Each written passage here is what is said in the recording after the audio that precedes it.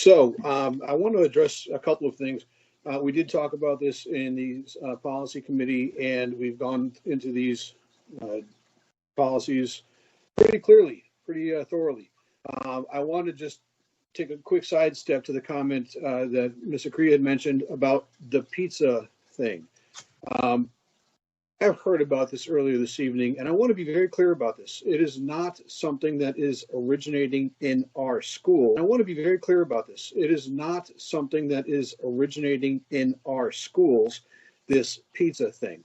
If anybody with a computer right-clicks on the image, does a Google image search of that image, as I did earlier this evening, it took me less than 1 minute to find the source of that pizza thing. That pizza thing is from a study done at Cal Poly Humboldt.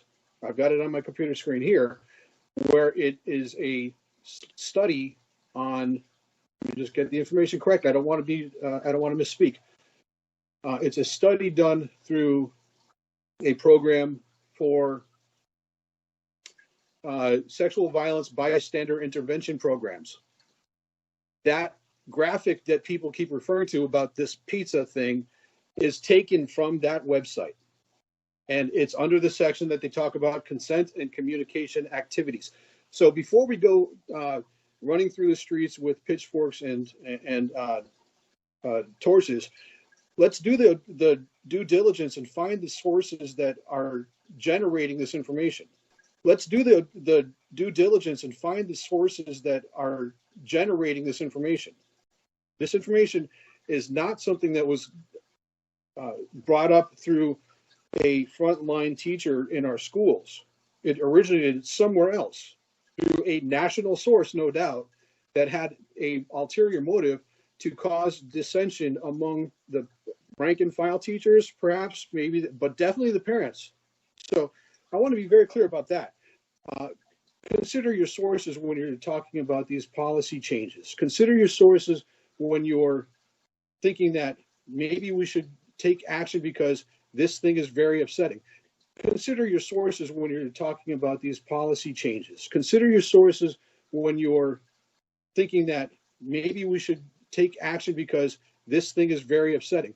And yes, if that thing was being taught at our schools, I would be just as upset as any responsible parent would be. But in the case of this issue, this is not something being taught in our schools. And yes, if that thing was being taught at our schools, I would be just as upset as any responsible parent would be.